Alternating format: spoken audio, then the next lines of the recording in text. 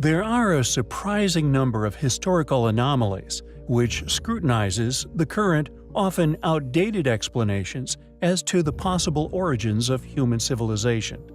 Anomalies which suddenly bring the age of countless, inexplicable ancient ruins found all over the globe into question.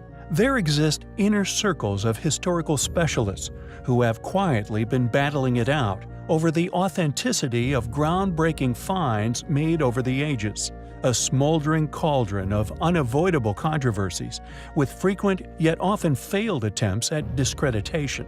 Ancient discoveries, argued over behind closed doors, often within prestigious institutions, each and all with vested interests on the retention of already established paradigms, illusionary or not, with the Glozell affair being of no exception.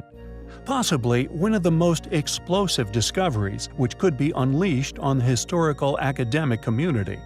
A controversial congregation of artifacts of vastly varying dates would be an understatement. Rows of ancient, technologically advanced ooparts, created by groups originating from all corners of the world, some dating back to the Neolithic, with an array of other periods present, all laid undisturbed for untold millennia, a seemingly modern-age historical impossibility. A number of independent investigators continue to entertain the idea that academically funded historians accidentally stumbled upon and subsequently partially exposed to the world a perfectly preserved pre-Atlantis antediluvian museum. One so controversial, if the battles over carbon dating be won, by those who support said theory, it would turn our chronological understandings of man upside down. Arguments over the authenticity of the discovery raged on for many decades until the outbreak of the World War in 1939. Multiple lawsuits were launched, 5 international battles were undertaken, all to either prove or disprove the site's authenticity. Yet, it wasn't until 1974 when a Glenn Daniel, professor of archaeology at Cambridge University, took another, more significant look at the Glozell affair's artifacts, although with the clear intention of proving through carbon and other forensic testing that the true ages would ultimately reveal a fakery. Unfortunately, the complete opposite occurred.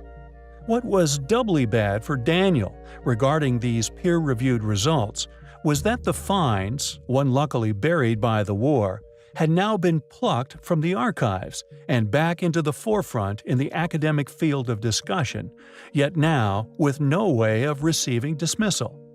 In 2019, another examination and scrutinization of the original tests was undertaken, and they held up.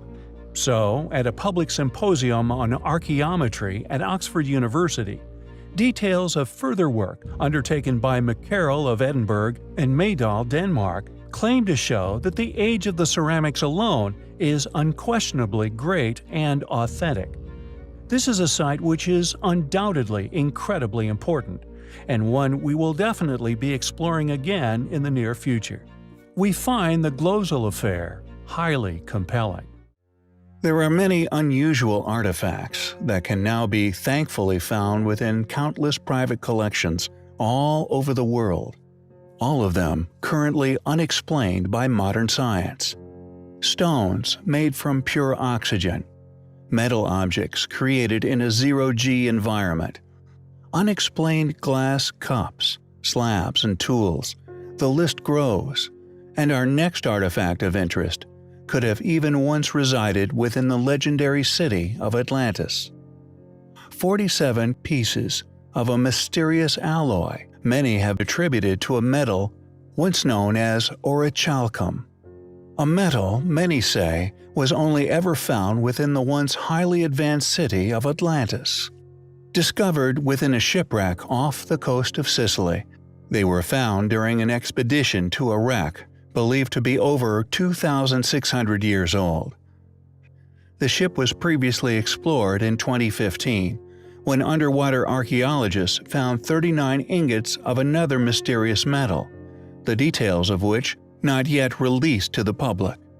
This trip, however, yielded an ancient jar, 2 Corinthian helmets, and the 47 lumps of ancient orichalcum, said to have been smelted upon the fabled island of Atlantis.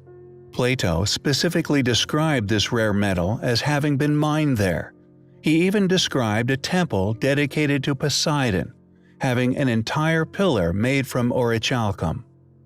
Interestingly, after the discovery in 2005, officials began to conceal the true identity of this mysterious metal, attributing other metals, such as copper and gold, found at the site as orichalcum. News Corp Australia also reported that tradition had it that orichalcum was made of copper, gold, and silver, this statement having no historical accuracy whatsoever. Furthermore, the metal found by the shipwreck team was said to have matched the ancient descriptions of orichalcum. Are they really surviving artifacts from the lost city of Atlantis? They are undoubtedly incredible ancient artifacts, and compelling evidence to support the past existence of a highly advanced civilization that once flourished here upon our planet. What exactly is orichalcum, and why is it mentioned within so many ancient texts pertaining to the past existence of Atlantis?